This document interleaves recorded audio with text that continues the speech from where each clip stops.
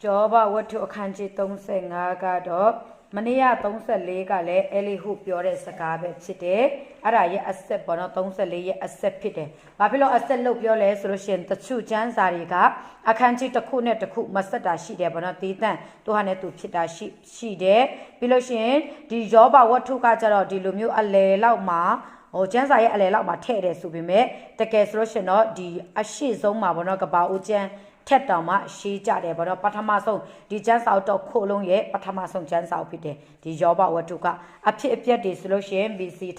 1500 BC 2000ဝန်းကျင်မှာဖြစ်ပျက်ခဲ့တဲ့တကက်ဖြစ်ရမှန်ကိုအဲ့လိုမျိုးဒီကျန်းစာထဲမှာပြန်လဲပြီးတော့မှရေးသားထားတာဖြစ်ပါတယ်ဒီအခန်းที่35ကကျတော့အေလီဟူက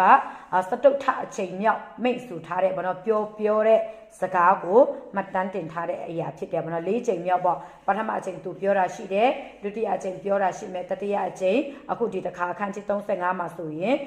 ၄ချိန်မြောက်ပြောဆိုထားတဲ့စကားကိုမှတ်တမ်းတင်ထားတဲ့အရာဖြစ်တယ်ဖြစ်ပျက်တာက BC 2500 2000ဘောနော်2000ကနေ1500ဆိုပေမဲ့ရေးသားတဲ့အချိန်မှာကျတော့600စု BC ပေါ့နော်အဲ့ဒီမှာရေးသားထားတာဖြစ်တယ်ဆိုတော့ BC ဆိုတာကနှစ်က3နှစ်3လေးအဲ့လိုမျိုးအများကမဟုတ်ဘဲနဲ့အများကနေအနည်းကိုသွားတာပေါ့နော်10 9 8ခွန်အဲ့လိုမျိုးအဲ့ဒါကို BC လို့ခေါ်တယ်အခုအချိန်ကိုကျတော့ AD လို့ခေါ်တယ်အခုကကျတော့အဲ့လိုမျိုး2025 2026အများကသွားတယ်အရင်တော့ BC တုန်းကဆိုရင်2000ပြီးရင်1900လာတာအဲ့လိုမျိုးပုံစံဖြစ်တယ်ပေါ့နော်ပြီးလို့ရှင်ဒီယောဘကကျတော့အားလုံးသိပြီးသားအတိုင်းပဲဒါယောဘဝတ္ထုလို့ပြောသလိုယောဘရဲ့အကြောင်းပေါ့နော်ယောဘဆိုတဲ့ပုဂ္ဂိုလ်ရဲ့တမိုင်းဖြစ်ရမှန်ကိုရေးသားထားတဲ့စာအုပ်ဖြစ်တယ်အဲ့ဒီယောဘဆိုတဲ့ပုဂ္ဂိုလ်ကကျတော့ရှာမိုင်နာပါတော့လူမျိုးတကယ်ဆိုသူကဣသေလလူမျိုးမဟုတ်ဘူးအများဖြင့်ကျမ်းစာထဲမှာဆိုရင်ဓမ္မဟောင်းမှာဆိုဣသေလလူမျိုးတွေယူဒလူမျိုးတွေရဲ့အကြောင်းရေးတာများတယ်ဒါပေမဲ့ဒီယောဘဆိုတဲ့ပုဂ္ဂိုလ်ကကြတော့သူကဣသေလလူမျိုးမဟုတ်ဘူးဒါပေမဲ့ဖျားကိုချစ်ပြီးတော့မှ